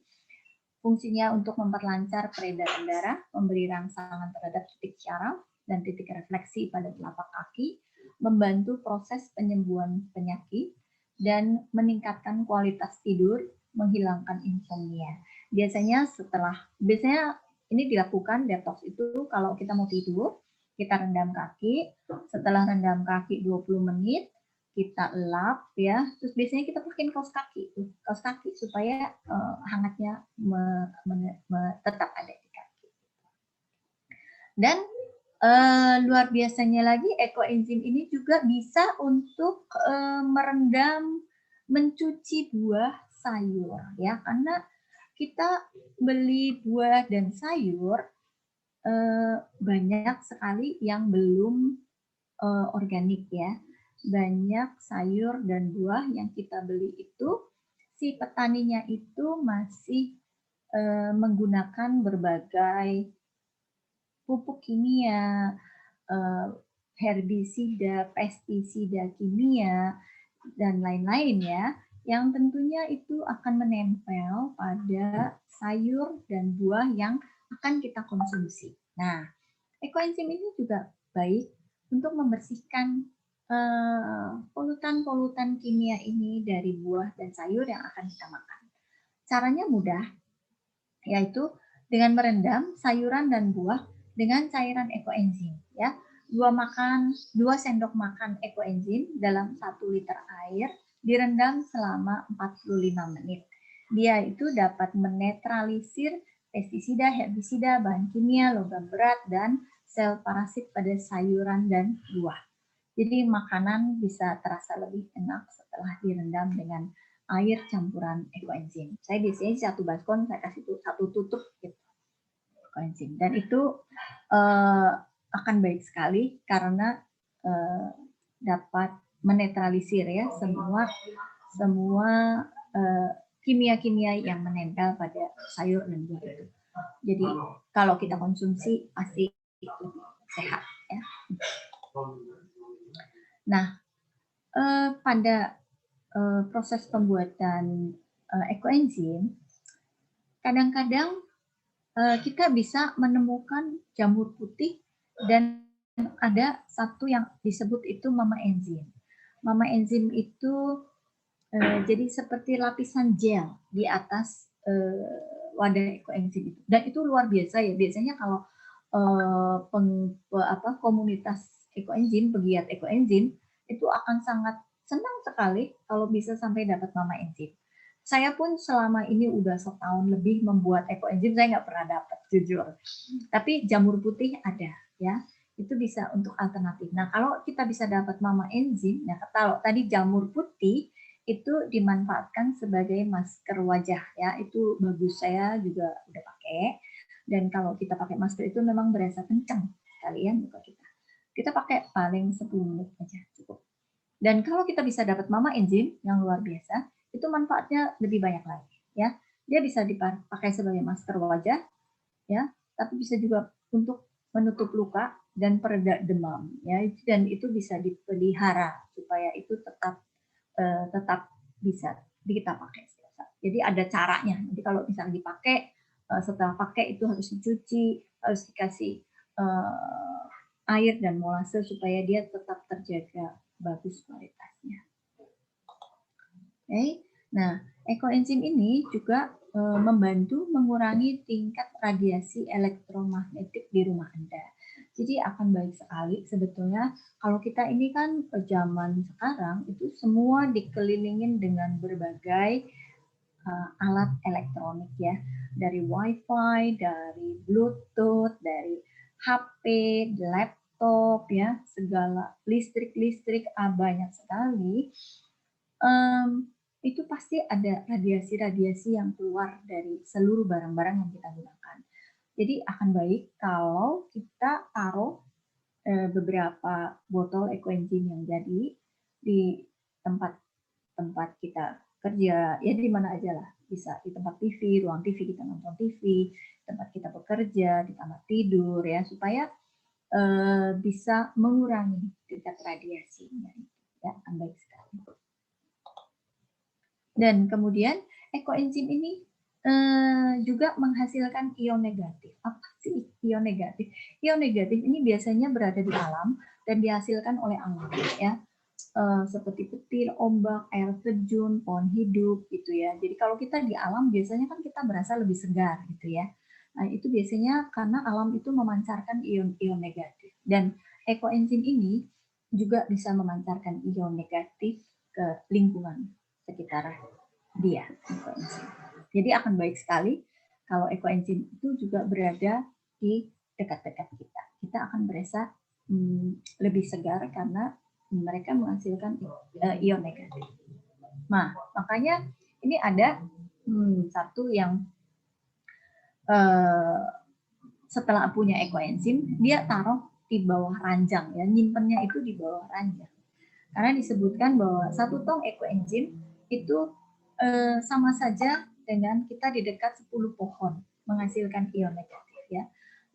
Larutan ekoenzim ini bisa ditempatkan di kamar tidur yang minimal berusia 45 hari. Jadi sebetulnya pada saat fermentasi, kalau sudah berusia 1,5 bulan, sudah boleh masuk ke dalam kamar. Tapi kalau sebelum 1,5 bulan, sebaiknya tidak di dalam kamar, karena masih mengeluarkan gas-gas seperti gas-gas metana yang masih belum baik untuk kesehatan kita. Ya. Jadi setelah usia 45 hari, dia sudah boleh masuk ke dalam kamar dan itu sudah bagus untuk kesehatan kita. Ya. Itu disebutkan memperbaiki kualitas tidur dan memulihkan gangguan kesehatan seperti sesak nafas dan lain-lain. Ada yang testimoni yang sesak nafas dia itu perlu ekoenzim bisa lebih lega. Oke, bahwa tujuan utama pembuatan ekoenzim adalah menyelamatkan bumi, ya, ibu-ibu, bahwa kita dengan mengolah sampah organik di rumah kita, tidak membuang sampah organik keluar ke TPA, ke TPS, itu sebenarnya sudah satu tindakan kita yang luar biasa untuk menyelamatkan bumi. Namun bahwa ekoenzim itu punya berbagai manfaat itu adalah sebuah bonus. Tapi manfaat yang sebenarnya bahwa kita mengolah sampah di rumah itu untuk kelestarian bumi kita bagi anak cucu. Jadi ayo kita lakukan dengan hati yang tulus, karena dengan merawat, dengan mengolah, dengan bertanggung jawab kita terhadap seluruh sampah-sampah yang ada di rumah. Misalkan sampah anorganik kita pisah, kita berikan, mungkin kalau belum ada bank sampah kita bisa berikan ke pemulung. Minyak-minyak yang biasa kita buang juga kita bisa kumpulkan supaya nggak mencemari bumi, ya. Kita bisa kumpulkan dan itu ada harganya loh. Kalau WK di Lukas juga bisa mau melakukan itu, saya bisa arahkan untuk bisa dijemput dan ada dikasih ya buat kas lah, ya. Dan itulah terutama kalau kita mau merawat dan mengolah, bertanggung jawab terhadap seluruh sampah-sampah kita di rumah. Sebenarnya kita bisa untuk tidak membuang sampah, ya. Langkah pertama kita harus lakukan meminimalkan sampah, yaitu bagaimana caranya mengurangi sampah dengan kantong plastik belanja, ya. Kalau kita beli makanan kita pakai wadah sendiri, ya itu sangat mengurangi, ya. LHMKK beberapa waktu ini kan dari Januari sampai dengan bulan Mei itu melakukan satu serial program sadar lingkungan, ya, Darling MKK. Mungkin dari Lukas ada yang ikut, saya lupa, ya. Tapi itu luar biasa. Klimaks, ya, pada saat kita pendampingan 7 hari hidup sadar lingkungan, itu kita masuk dalam satu grup. Dalam 7 hari itu, mereka tuh dibimbing. Ada 16 orang yang ikut, itu luar biasa. Mereka dibimbing. Setiap hari kita harus tahu sampah kita itu apa. Yang anorganik itu apa, yang organik apa, coba ditimbang. Dan kita bisa mengolah, menyalurkan kemana supaya itu tidak dibuang. Ya. Dan itu luar biasa sekali. Mereka pada hari LH sedunia, mereka itu testimoni dan mereka merasa bahwa aduh luar biasa. Dengan diajarin seperti itu, mereka tuh sadar bahwa sampah di rumah kita itu sebenarnya tanggung jawab kita. Harus kita bertanggung jawab untuk tidak membuang. Ya. Jadi dengan kita mau bertanggung jawab dengan sampah-sampah kita, karena kita harus mengolah, punya setting mind bahwa kalau ada sampah kita harus mengolah. Ya. Akhirnya luar biasa, mereka testimoni, mereka berpikir gimana caranya supaya kita nggak bikin sampah nih, supaya kita nggak repot. Ya. Dan itu bagus sekali. Mereka sadar, sekarang mereka pakai, kalau pergi belanja, mereka pakai kantong belanja, kalau beli makanan, pakai wadah makan sendiri, kalau beli buah ke supermarket, mereka bawa kantong kecil-kecil sendiri, ya berbagai, dan kita saling belajar pada saat itu. Ada yang satu melakukan ini, oh sekarang ada ini bagus juga, supaya kita mengurangi kemasan-kemasan ya. Sekarang ada refill apa ya namanya ya? Ada satu refill apa gitu ya? Di Ava sudah lakukan. Mereka bersama-sama, jadi beli refill refill pewangi, refill berbagai lah, sampai refill minyak juga ya. Si abangnya ini datang dari Unilever ya, dari apa gitu ya. Mereka memang dari pabrik-pabriknya itu, mereka datang pakai ini dan mereka pakai motor. Terus apa yang kita pesan mereka udah bawa, jadi kita pakai wadah sendiri, dituang, ditimbang, dituang. Itu luar biasa ya. Itu sangat mengurangi kemasan-kemasan yang tadi bisa mencemari bumi, karena kita tahu bahwa daur ulang kita itu masih jauh dari sempurna, jauh sekali.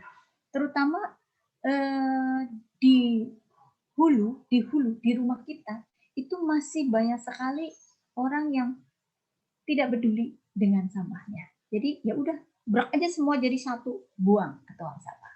Yang penting rumah saya bersih. Di luar ya terserah aja siapa yang mau ngurusin gitu ya. Nah, itu pola pikirnya itu masih seperti itu. Dan kita sebagai umat-umat beriman ya, atau warga Katolik, saya tahu kita semua harus mau untuk berusaha. Dan saya tahu ibu-ibu pasti udah banyak yang tahu dan mau berusaha untuk melakukan ya berbagai hal yang bisa menyelamatkan bumi ini untuk anak cucu kita. Luar biasa, makanya Lukas hari ini juga mau melakukan belajar tentang ekoenzim, pastinya juga punya satu keinginan untuk merawat bumi, melestarikan bumi kita ya. Dan kalau saya mau info lagi bahwa HMKK juga lagi punya program menggerakkan kegiatan LH wilayah yang berkesinambungan. Dan itu kita diberi support dari Celengan Yesus Tunawisma bagi wilayah-wilayah yang mau melakukan dan membutuhkan dana, itu bisa membuat proposal untuk itu. Jadi misalkan rame-rame kita mau bikin ekoenzim, atau rame-rame kita mau bikin biopori, atau rame-rame kita mau bikin mengkompos misalkan ya, itu ada supportnya. Dan mungkin nanti bisa berkoordinasi dengan Korwil, disupport dari Korwilnya supaya di Lukas ini pun bisa berpartisipasi untuk melakukan sesuatu yang bisa mengurangi pencemaran bumi kita ya. Begitu Ibu Bapak apa yang bisa saya presentasikan pada pagi hari ini. Terima kasih sekali atas kesempatan bagi kami LHMKK untuk menjelaskan di WK Lukas. Terima kasih, saya kembalikan pada Ibu Katrin. Ibu. Ya Pak, ya. Terima kasih. Mungkin ada pertanyaan, boleh saya jawab.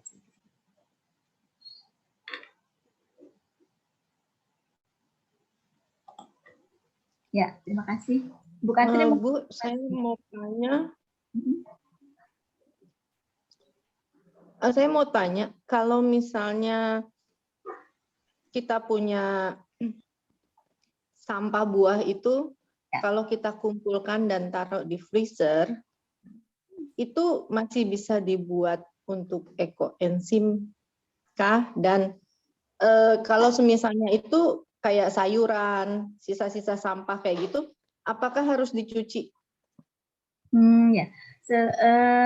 Sebaiknya sih bersih ya Ibu, karena kita mau membuat ekoenzim itu kan supaya baik ya, bersih gitu, supaya hasilnya itu baik. Tapi biasanya gini, kalau kita mau makan buah misalkan, kita kan pasti cuci dulu juga ya. Jadi setelah dicuci kulitnya kita baru kupas, ya udah begitu aja, nggak perlu dicuci lagi gitu sih, nggak perlu, nggak apa-apa. Kalau sayur juga kita udah cuci, terus kita potong-potong gitu kan, sisa-sisanya gitu, nggak apa-apa. Itu kita langsung kumpulkan aja untuk ekoenzim, itu nggak apa-apa. Cuma tadi yang Ibu bilang kita masukin ke freezer dulu untuk dikumpulkan, sebaiknya sih jangan ya Ibu, karena kita mau pakai enzim itu yang segar ya, bahwa semakin segar akan semakin baik ekoenzim yang kita bisa dapatkan. Gitu. Sayang kalau udah masuk freezer biasanya keluar itu udah lodo ya, udah layu ya.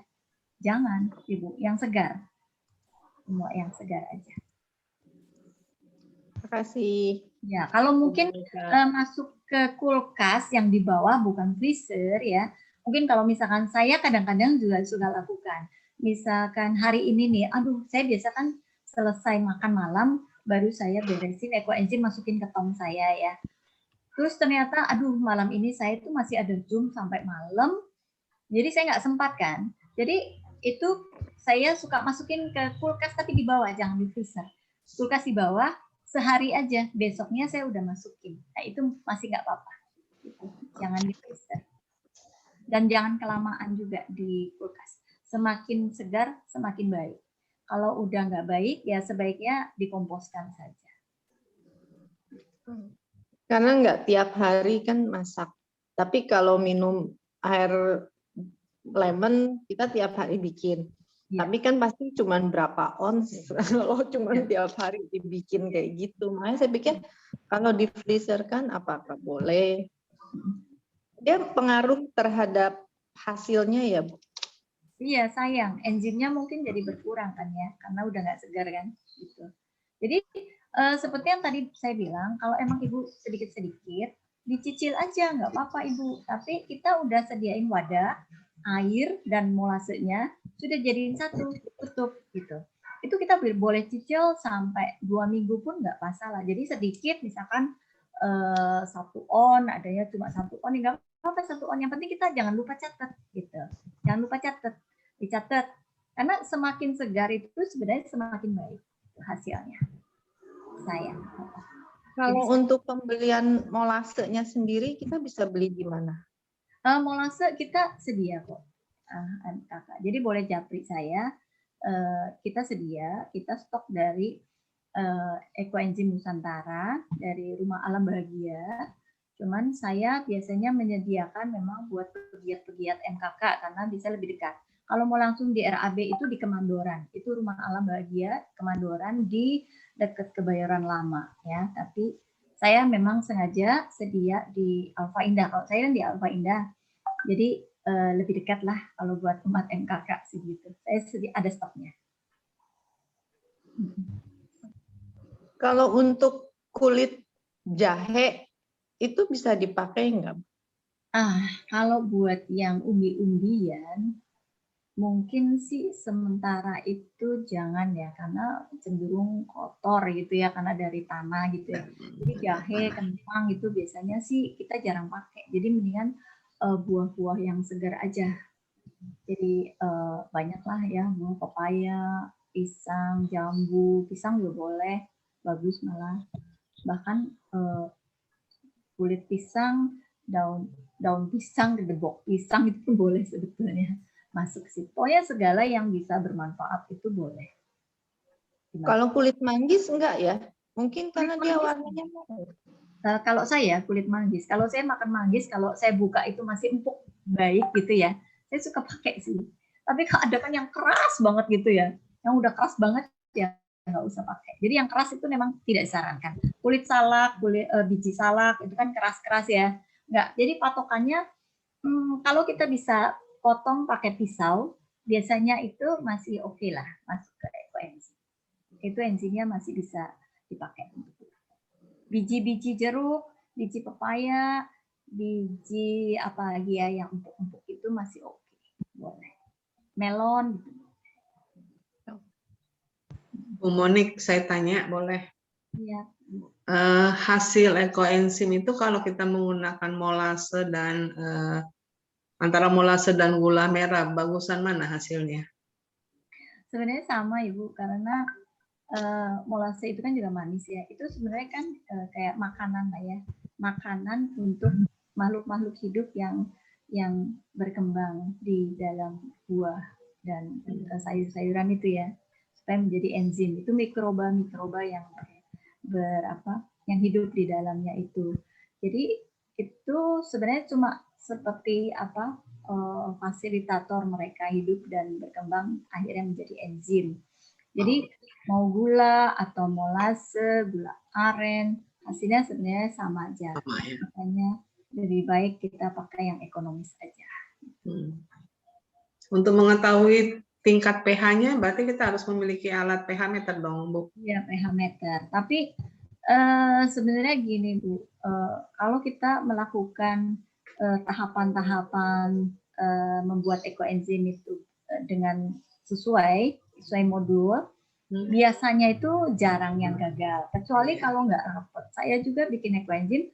Sekarang saya cuma buka aja. Oh, wanginya enak. Berarti pasti jadi deh ini gitu. Tapi kalau misalkan nggak rapet, memang saya ada beberapa itu juga gagal. Itu bisa berulat atau berjamur hitam. Ya itu memang nggak bisa kita pakai ya. Kalau mau diperbaiki ada cara-caranya. Mesti dijemur di matahari pagi selama setengah jam, jemur gitu sampai dia itu membaik, menjadi baik lagi. Tapi kalau sampai pun tidak bisa, ya udah akhirnya kita jadi buat campuran kompos. Oke, terima kasih Bu. Mungkin dari saya, pengalaman saya ya. Saya juga sebelumnya saya juga diajarin oleh teman. Ya. Jadi saya memang tidak ikut kursus Bu Monik, tapi saya diajarin sama teman, tapi sudah saya praktekkan. Ya. Untuk kulit buah itu, saya minta ke tukang buah. Karena kan kalau sendiri lama kan, nggak jadi ngejek. Saya pergi ke tempat tukang buah yang di dekatnya Bu Yuli Widarto tuh yang tukang itu. Nah, saya pesan, Pak, nanti kulitnya jangan dibuang ya. Nanti saya kasih kelas ini tempat, nanti saya jam sekian saya kesini gitu. Itu pengalaman saya. Ya, soalnya kalau kita ngumpulkan dari buah yang kita punya itu lama gitu. Ya, saya sudah bikin, ini sudah yang ketiga kali Bu. Ya, tapi memang saya tidak kursus ya, saya hanya diajarin teman lewat telepon WA gitu. Terus setiap kali saya praktek, saya tunjukkan foto ini, saya benar, oh benar. Setelah 1 minggu saya tunjukkan, setelah 1 bulan saya tunjukkan hasilnya apa begini, oh itu benar, ya udah. Jadi saya sampai sekarang masih ini udah bikin yang ketiga jadinya. Mantap. Hebat Ibu. Nama saya sudah bikin, itu memang yang jelas itu untuk ngepel. Saya sudah tidak pernah beli cairan. Terus untuk siram tanaman, nah itu yang kayak Ibu Monik bilang 1:1000 tadi itu. Terus yang untuk saya sendiri itu untuk rendam kaki. Nah itu saya hampir lakukan. Tapi kalau karena kira-kira ini ya kadang-kadang bisa seminggu 4 kali itu Bu, tidak tiap hari. Terus yang sekarang yang baru saya coba itu saya ini Bu, untuk hirup. Jadi kayak di itu kan ada yang air panas. Nah kita, nah itu sekarang saya baru lakukan itu Bu. Ya. Saya dapat masukan dari teman-teman, ya sakit apa katanya kok pilek enggaknya tuh saya ngirup ini nih, gini, coba kamu praktekin. Nah, jadi dari mulut ke mulut, akhirnya ya itu saya sekarang sedang praktekkan itu yang pakai air panas, saya ini tutup, terus saya masukkan dikit hanya ya nggak terlalu banyak sih, paling satu ini. Iya. Anti COVID itu, Bu. Iya betul. Nggak tahu pokoknya, tapi kan kayaknya lega gitu loh, Bu. Karena saya belajar dari itu pada WA itu, grup itu ya udah coba ini, karena kan saya ikut grup untuk Eco Engine juga gitu, jadi dimasukkan. Ya bagus Ibu. Ya. Untuk sabun juga mungkin bisa dicoba ditambahkan aja. Untuk apa, Bu? Kita sabun. Oh, kalau sabun memang saya belum Bu. Jadi yang Sabun cuci piring aja Bu. Sebelum melangkah ke sabun badan, sabun cuci piring. Jadi supaya nggak murni semua kimia, kita bisa pakai perbandingan 1:1 Ibu.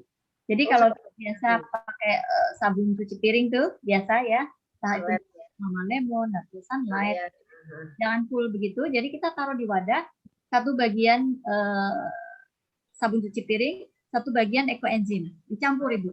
Jadi lumayan lah. Jadi nanti kan yang keluar ke got itu agak sedikit terreduce kimia-kimianya ya. Tidak untuk yang barang-barang gosong, memang saya sudah praktekkan, memang betul itu. Jadi cepat hilangnya. Bagus jadi, ya Bu ya. Saya ini murni, saya diamkan sebentar. Pokoknya saya diamkan dulu, jangan langsung di ini.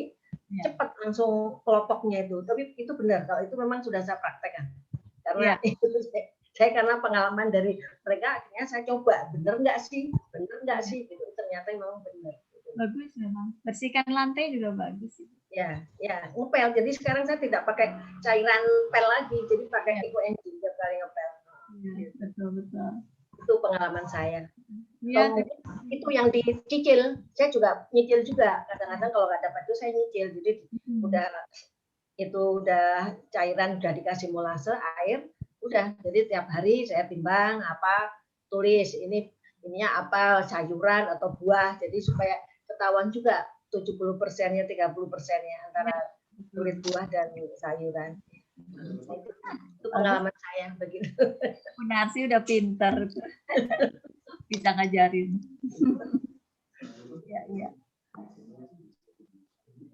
Ya, Ibu kalau dari aromanya sendiri, hasil Eco Enzim itu mengeluarkan ciri khas atau apa ya Bu ya?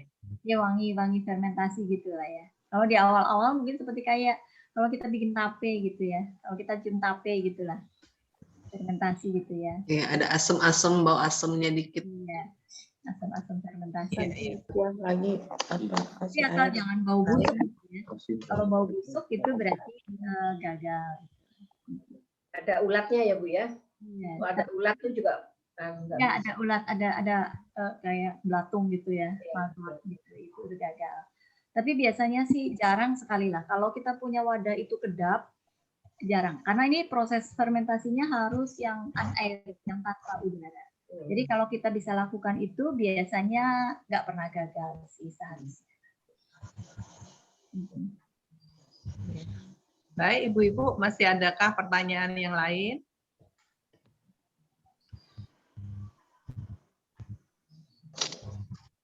Mungkin nanti kita bisa share nomor handphonenya Bu Monik agar ibu-ibu yang lain yang mungkin mau bertanya lebih jelas bisa langsung ke Bu Monik kali ya Bu ya. Kita dari gereja Living Hydro itu juga punya grup Eco Engine gitu. Di situ kita dibimbing langsung dari Eco Engine Nusantara. Jadi kalau mungkin nanti saya share linknya ya. Kalau ada ibu yang mau masuk ke grup tersebut, boleh masuk aja. Di situ bagus sekali karena bisa banyak sharing dari teman-teman juga tentang pemakaian Eco Engine, nanti kenapa gitu ya. Boleh berbagi di situ. Ibu-ibu juga kalau ada apa gitu bisa berbagi sharing di situ. Nanti akan dibimbing oleh senior. Share ke Catherine aja, Bu Catherine. Ya, boleh. Dan kalau ibu perlu modul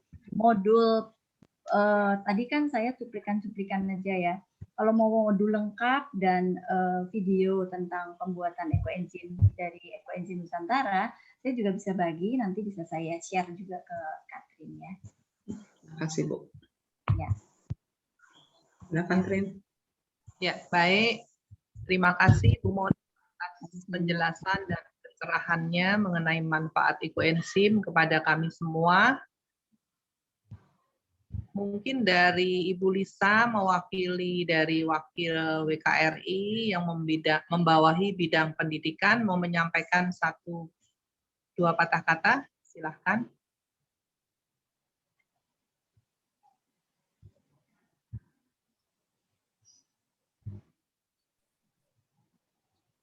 Halo Ibu Lisa, apa masih ada?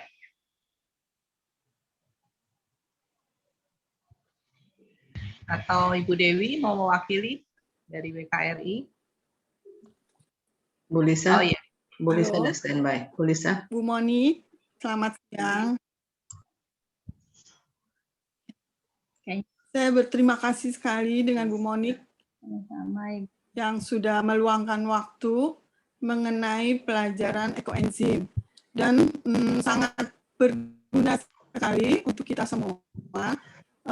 Pelajaran yang sangat bermanfaat untuk kita lakukan sehari-hari.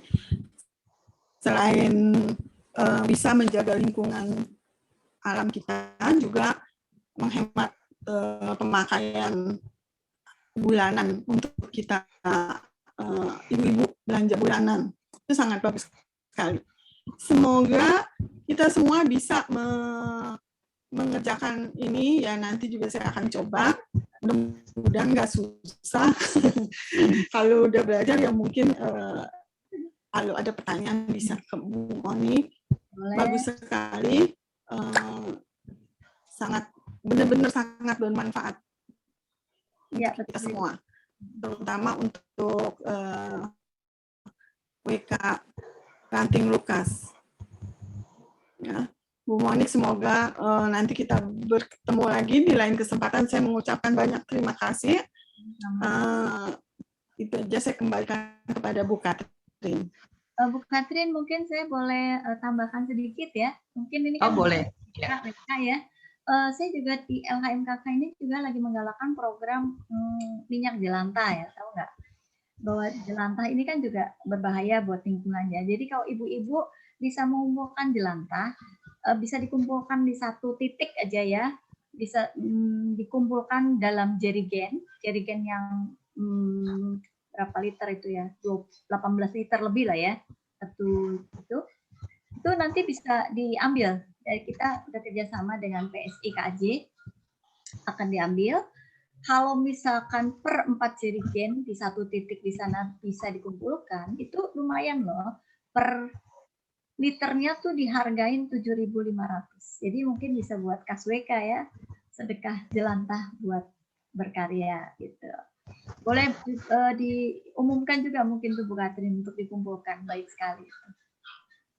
Iya, sebetulnya Bu, sebelum kita ke ekoenzim dari bidang pendidikan sudah coba untuk program minyak jelantah, dan kebetulan saya sudah hubungin Pak Noel sebagai pengepul. Ya, sudah ada diskusi dan memang itu bagus sekali. Setelah saya berembuk dengan Ibu Dewi, kendalanya saat ini hanya untuk pengumpulannya, karena kita kan menghindari ini ya, jaga jarak, kondisinya belum memungkinkan untuk saat sekarang. Tapi program itu memang bagus dan bisa dijalankan untuk periode berikutnya, posisinya kalau sudah pandemi berlalu begitu. Gitu ya. Iya. Ya, bisa. Kalau misalkan mau persedikit, ada mungkin dari Lukas atau dari mana ya, TVM atau dari mana? Mereka itu gabung ke Alfa sih. Memang kalau dititip ke Alfa itu kan kita buka ada bank sampah ya. Kalau di Alfa, bank sampah Siwali, terima berbagai sampah organik dan aset-aset yang sudah dibersihkan dan minyak jelantah juga. Tapi mungkin harganya agak sedikit lebih turun karena buat admin di sini lah. Kalau berminat boleh juga kirim ke Alfa. Ya, baik. Terima kasih banyak Ibu Monik untuk pencerahannya hari ini. Kalau seandainya Bu Monik mau live dulu, dipersilahkan. Oke, terima kasih semuanya Ibu-ibu. Ada acara lain. Baik. Sehat selalu ya. Baik, terima kasih. Terima kasih Bu Monik. Ya, sampai jumpa Bu. Terima kasih. Tuhan Berkati memberkati. Ibu. Thank you, thank you. Udah foto belum, Wi? Udah foto? Belum. Oh, Belum. ngomong Moniknya belum. Si Shirley. Shirley. Foto dulu. Bisa, itu pada Ini belum sudah buka foto? kamera tuh.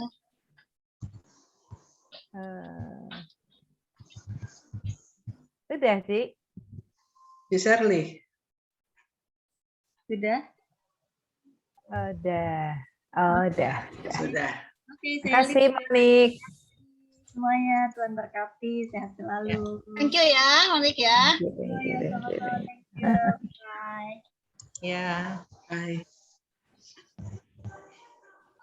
Ya, baik Ibu-Ibu, pada kesempatan ini saya juga mengucapkan terima kasih kepada Bu Dewi, Bu Marta, Bu Lisa, para pengurus, seluruh anggota yang hari ini ikut dalam acara ini. Tak lupa juga Bu Yuli yang memberikan pelayanan linknya, Bu Ani, Bu Linda, dan semuanya. Saya tidak bisa sebutkan.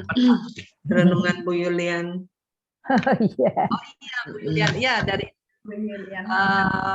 pendidikan ya, semuanya kerjasama ini saya ucapkan terima kasih pada Bu Tina dan Bu Julian. Terus kita akan akhiri dengan doa penutup oleh Ibu Tina.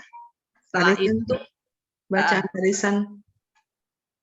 Oh iya, pengumuman dulu ya. Pengumuman arisan mungkin dari bendahara Cici Frit. diwakili Rida. Di unmute dulu Cici Frit.